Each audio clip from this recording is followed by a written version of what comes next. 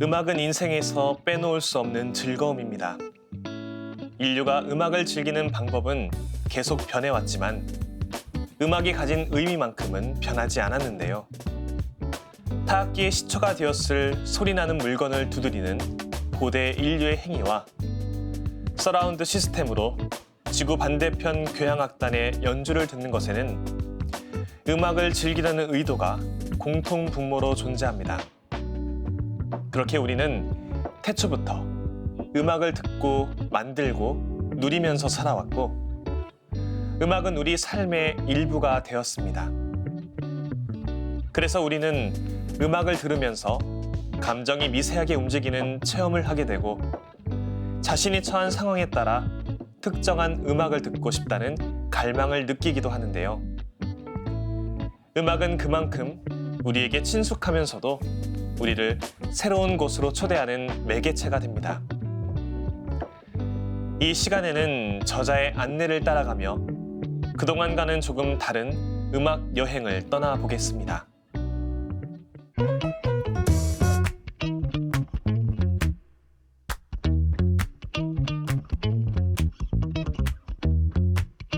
이 시간에 함께 읽을 책은 안셀름 그린 신부의 힘들 때 이런 음악 어때요?입니다.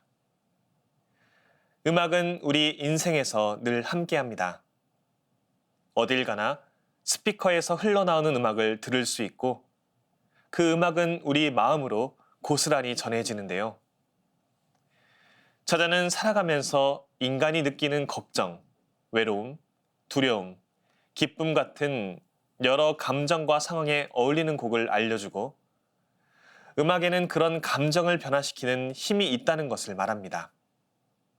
또한 한 해 동안 전래시기에 따른 자신만의 음악 예식을 설명해 주는데요. 독자는 그 안내를 따르면서 전래를 더욱 풍성하게 느낄 수 있을 것 같습니다. 이 책을 쓴 저자 안셀름 그린 신부는 베네딕토의 소속 사제로 철학과 신학을 공부한 뒤 다양한 영성 강좌와 피정을 지도하고 있는데요. 그의 책은 30여 개국에 번역되어 전 세계적으로 1,500만 부 이상 판매될 만큼 많은 사랑을 받고 있다고 합니다.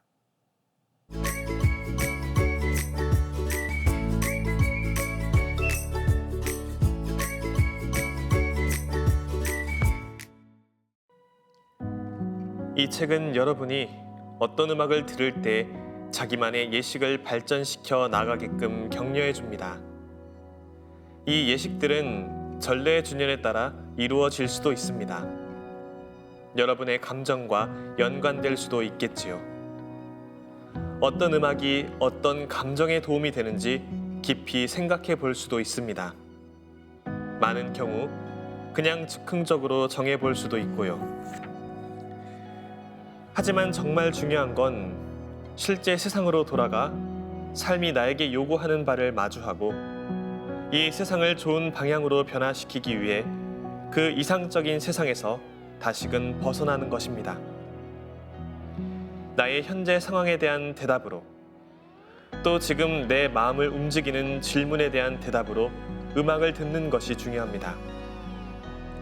내 영혼이 무엇을 필요로 하느냐에 따라 음악은 내 마음을 부드럽게 달래주거나 자극하며 일깨워주기도 하고 나의 우울함을 마주하게 하거나 확신과 희망, 힘을 불어넣어주기도 합니다. 음악은 내가 귀 기울여 들을 때마다 분명히 내 안에 어떤 영향을 끼칩니다. 음악은 지금 막 내 안에서 살아 올라오는 감정들을 건드립니다. 중요한 것은 대화입니다. 음악은 내게 대답을 요구하는데 나는 내 삶으로 답하고자 합니다. 음악이 나를 어떤 공상의 세상으로 이끌어 가서는 안 됩니다.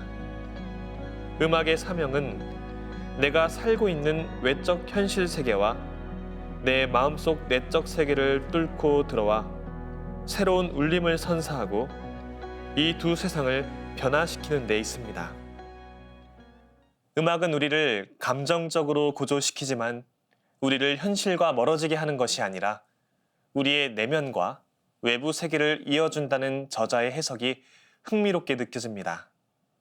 그럼 작가가 전하는 음악이 지닌 힘에 대해 조금 더 읽어보겠습니다.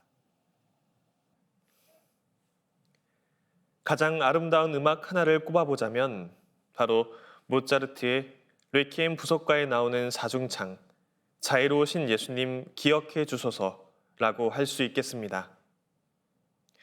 레퀴엠은 보통 침울합니다. 부속가 진노의 날은 가톨릭 전례 안에서 아주 익숙한 곡이며 모차르트도 이 부속가 시작 부분을 무서운 심판으로 설정하고 작곡했습니다. 하지만 곡 뒷부분에 자애로운 예수님께 저를 기억해 달라고 하는 아름다운 청원 기도가 나옵니다. 음악의 아름다움은 부속가 진노의 날 첫 연이 표현하는 엄중한 심판을 변화시킵니다. 이 아름다운 음악에는 놀라운 위안이 담겨 있습니다. 음악의 아름다움은 죽음을 죽음보다 더 강한 사랑에 몰입하게 변화시킵니다. 음악은 죽음에 대한 두려움을 믿음으로 변화시킵니다. 죽음을 앞두고서 이렇게 아름다운 음악을 작곡하는 것은 모차르트가 품고 있던 깊은 믿음의 표현이 아닐까 합니다. 이 믿음은 죽음을 가벼이 여기는 것이 아닙니다. 이 믿음은 심판의 엄중함을 받아들이기는 하지만 초월적인 아름다움을 통해 두렵고 위협적인 모든 것을 예수님의 선하심과 자비, 자애에 대한 사랑의 신뢰로 변화시킵니다.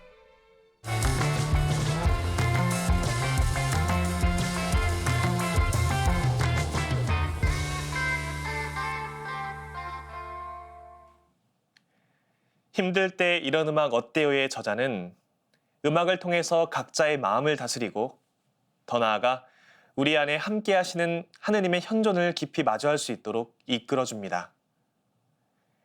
개인이 처한 상황이나 느끼고 있는 감정 등에 따라서 혹은 지금 우리가 지내고 있는 전래 주년의 의미에 따라서 우리를 주님의 뜻에 걸맞은 삶의 모습으로 이끌어줄 수 있는 음악들을 추천합니다. 저자가 추천하는 음악들과 그 음악들에 담긴 정보와 사연 등을 마주하며 저의 삶을 풍요롭게 만들어준 음악들을 떠올려 보았습니다.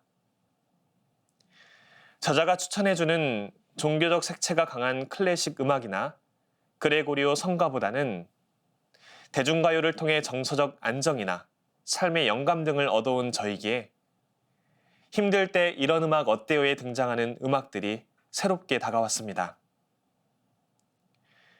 어린 시절부터 들어온 대중가요들은 대중성과 상업성을 우선시하는 그런 분야에 속해 있음에도 지금의 저의 감성과 제가 세상을 바라보는 시선에 긍정적인 영향을 미쳐왔다고 자부할 수 있습니다.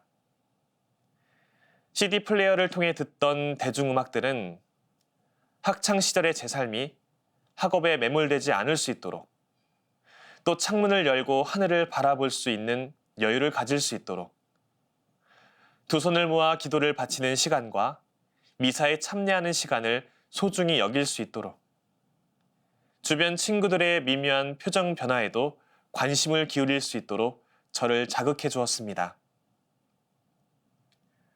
더불어 학창 시절에는 즐겨 들었던 라디오 프로그램을 통해서도 수많은 음악을 접했었는데 각 음악과 함께 엮은 청취자들의 사연이나 곡에 담긴 여러 뒷이야기들을 통해서 저는 일상 안에서 직접적으로 접하는 세상보다 더 넓고 깊은 세상을 간접적으로나마 경험해 볼 수 있었습니다. 이처럼 대중가요에 특화된 저에게도 하느님 체험을 직접적으로 가능케 해준 음악이 있습니다. 바로 9월 15일 고통의 성모 마리아 기념일 미사 때 부속가로 불려지는 스타밥 마텔입니다.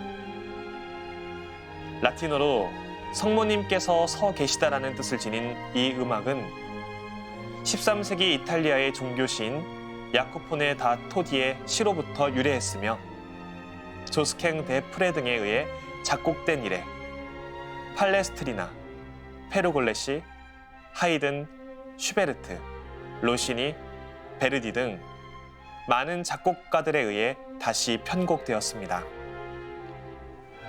스타반 마텔은 십자가의 길에 동참하신 어머니의 마음을 따라가도록 우리를 이끕니다. 사랑하는 아들이 십자가에 못 박혀 목숨을 잃어가는 모습을 바라보는 어머니의 고통을 기념하는 날에 우리는 어머니를 스타반 마텔, 즉 그럼에도 일어서서 아들의 모습을 바라보고 계신 어머니로 묘사합니다. 십자가 아래의 어머니께서는 비탄에 잠긴 채 스스로의 몸을 가누지 못하는 모습을 보이지 않으십니다. 아들을 향한 절규도, 세상을 향한 원망도, 스스로를 향한 자책도 드러내지 않으십니다. 묵묵히 십자가의 길을 걸어나간 아들의 뒤를 어머니께서도 묵묵히 걸어나가십니다. 그리고 십자가의 길의 끄트머리에서 어머니께서는 십자가에 달린 아들을 향한 채 자리에 서 계십니다. 고통의 성모 마리아 기념일 미사 안에서 부르는 부속가는 이 같은 성모 마리아의 마음을 헤아리도록 우리를 이끕니다. 억울하거나 답답한 일이 생길 때면 9월 15일이 아니더라도 스타반 마텔을 들으며 십자가 아래에 서 계셨던 어머니의 마음을 다시금 헤아려 보곤 합니다. 내 뜻대로 되는 일이 없다고 느껴질 때, 하느님의 현존하심보다는 부재하심이 더 크게 느껴지는 상황을 마주했을 때에도 스타반 마텔을 들으며 저의 마음을 다잡게 됩니다. 삶은 숙제가 아닌 축제라고 부르기 무색할 만큼 보통의 우리네 삶은 지속적 고통과 간헐적 행복으로 점철되어 있어 보입니다. 이 같은 삶의 흐름 안에서 축제처럼 보이는 지속적 고통을 향한 틀에 박힌 교훈조 이야기들이나 이를 이겨낸 매우 특수한 개인의 체험담 등을 통해서 고통을 쉽게 위로하고 무마하려는 세태가 교회 안에서도 종종 눈에 띕니다. 또 힐링이라는 미명하에 개인의 고통을 두고 신앙의 힘을 빌려 일반화하듯 진단하는 경우들도 있어 보입니다. 오래전 막스가 이야기한 종교는 인민의 아편이라는 말이 떠오르는 대목입니다.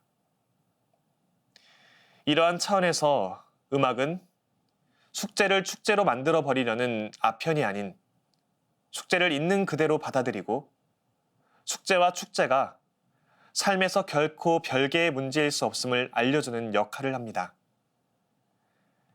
힘들 때 이런 음악 어때요는 힘들 때 들으면 마음을 편하게 해주는 음악을 소개하는 책이 아닙니다.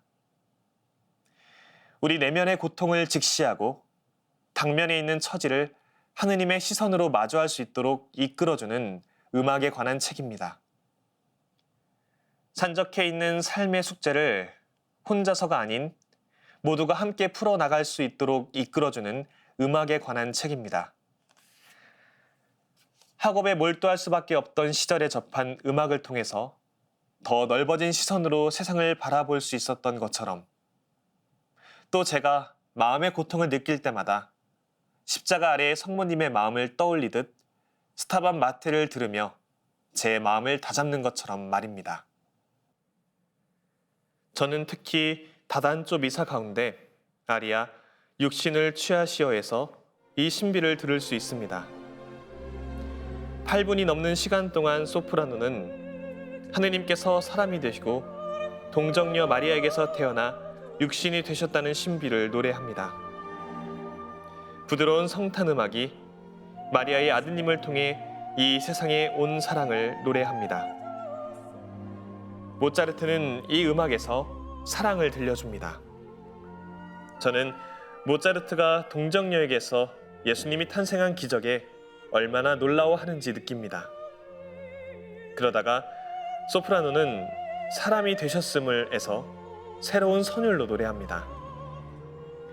이 선율은 하늘과 땅을 맺어줍니다. 하지만 이 선율에는 언제나 멈춤, 도약, 방향 전환도 있습니다.